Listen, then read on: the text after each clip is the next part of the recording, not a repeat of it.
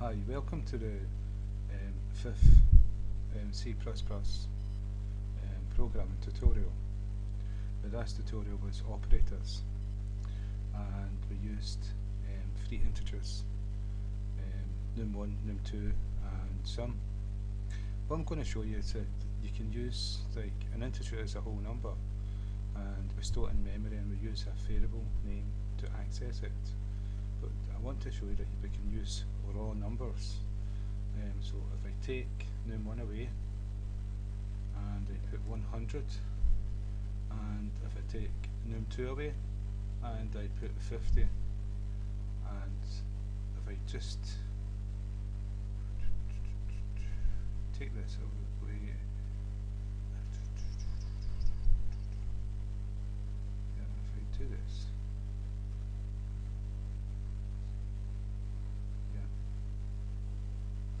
take num2 away here and num1 away here, and if I say sum equals, and this is not a string, this is a variable sum, so the value of sum is going to be printed to screen.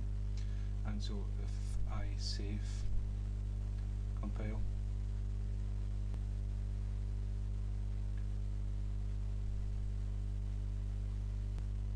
run the program, and what you see here, sum equals 50, so it's took 50 from 100, and so that was raw numbers we used to put into sum. And I'm not too sure if this is going to work. I'm going to try it. What you have is you have braces and you have brackets. Inside brackets is a group of code, inside braces is a group of code. So this, I've not tried this in C++, I'm just going to see if it works.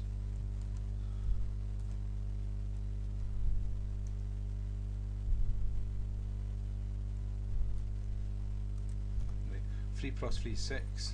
It may be that it does print out the answer. I just want to see. I should be doing this in the tutorial, sorry.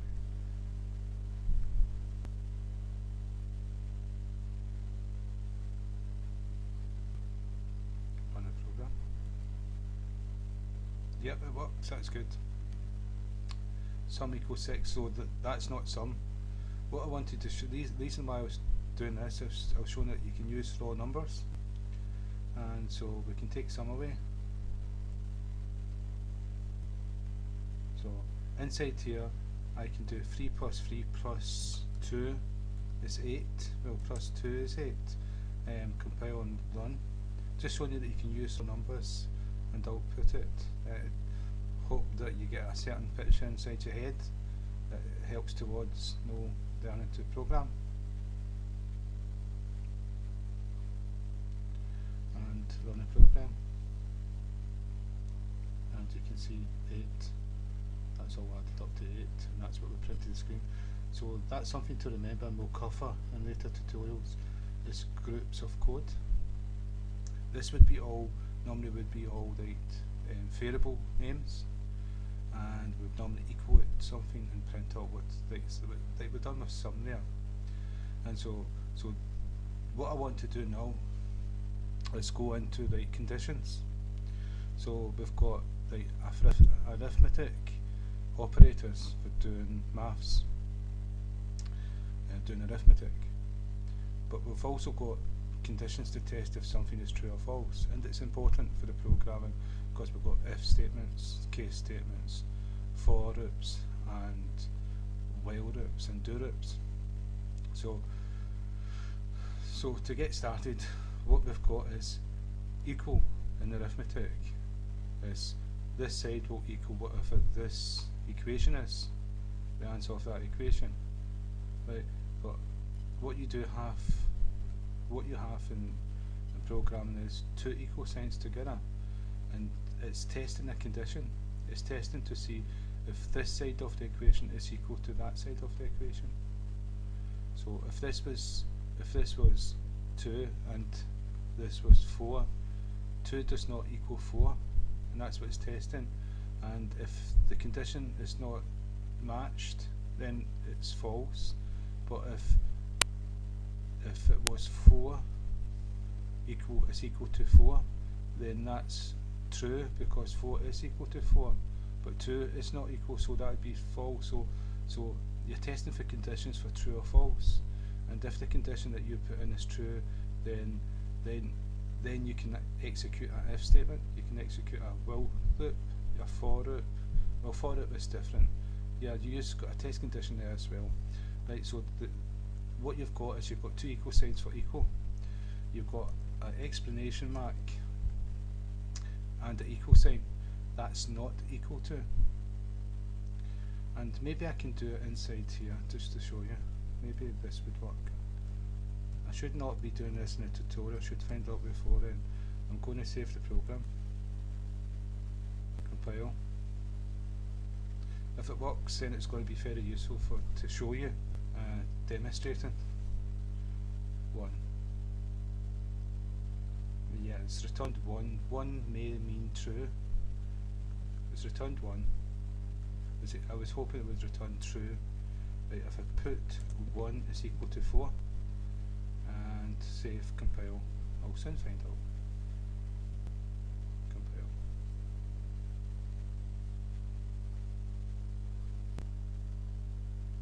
Run the program. Yep, well, 0. So it's not true, but it's false, so it's 0. This is what the C+ is doing. So that equals 0 equals false and 1 equals true. So if I do 1 is not equal to 4, which is true, save it, compile.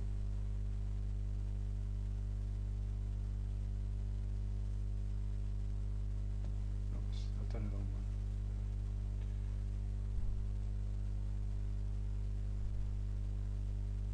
Right, compile. Run the program. Yes.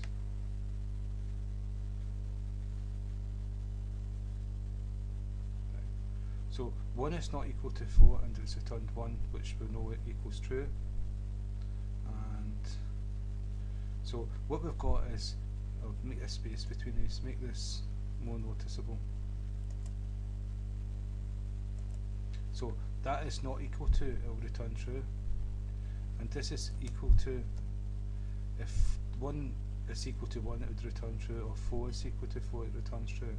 But what you have is less than. So you've got less than. So if 1 is less than 4, then it's true. So save, compile.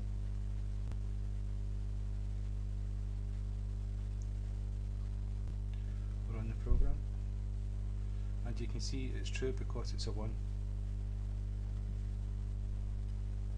But if 16 is less than 4, then return will be true. So, would return 1, but it's false, so it's going to return 1. And so the idea is that we get test conditions for doing different things, and I'll show you them. Like an if statement. So if a condition is true, do this. If it's not true, do something else. Or loop and a while loop until a certain condition is false. So if I run the program, this is going to be 0 because it's false. Yep, 0, 0.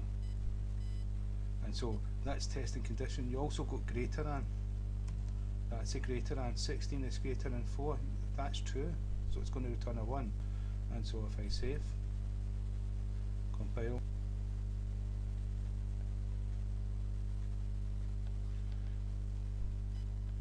run the program. Yep, that's true because it's a 1. Right, and you also have like greater than or equal to. So what this is saying here is, say, if 16 is greater than 4, return true. If it is equal to 4, return true. It's going to return a 1 because it is greater than, right? But what happens if we make this 17? It's not greater than anymore and it's not equal to. And so if we save, compile,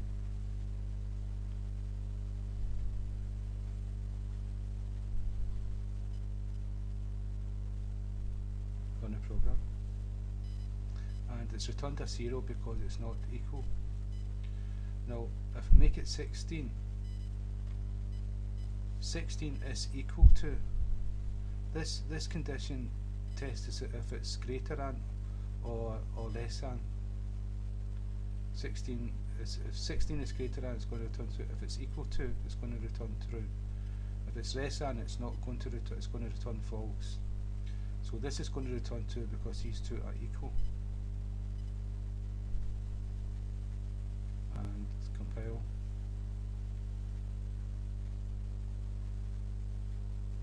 And run. And it's returned 1, so it's true. Right, and so what we do have here is we've got a less than, a greater than, we've got equals, we've got not. That means if it's true, if I'll come to that, I'm going to go into that as well. We've got a not equal to, so also it's going to return true. So if 16 is not greater than 17, because the not is there, it's going to return true. And what we also have is less than or equal to, less than and equal to. It tests if this is less than this number, and it also tests to see if it's equal to this number. So you've got these two added together, and you've also got equal to and greater than. Oops, it's opposite way round. Greater than and equal to. And so what this is testing for, to see if this number is greater than that number, then it's true, and if this number is equal to this number, then it's true. So that's the conditions that you've got, and I'm going to show you how do I do the, let's see,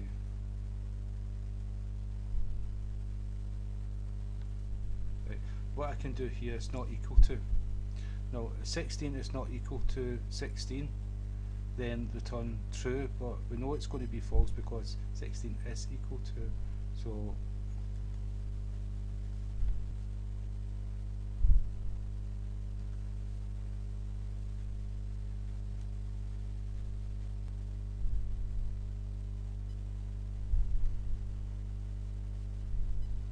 and you can see it returns 0 because it's false. Now if I made that 6, these two are not equal anymore, but because we've got the not at the equal, it's going to return true because we're testing to see if it's not equal to.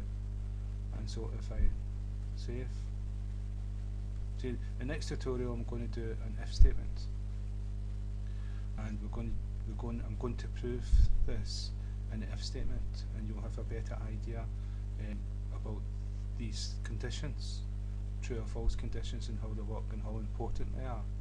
And it's not difficult. Once you get used to it, it's not difficult. It becomes second nature in programming. So because 16 is not equal to 6, it's returned true. So that's testing conditions for true or false, and we can use that for branching, looping, and different things like that. So it gives us an element of control over the program. And so the next tutorial is going to be about if statements, and we're going to do an if statement, and inside the if statement is a test condition for true or false. If it's true, the if statement is executed. If it's not, it's not executed. But we've also got an else statement. The else is if the if statement is not executed, do this and else. So that's for the next tutorial. So again, thank you for your time, and thank you for listening.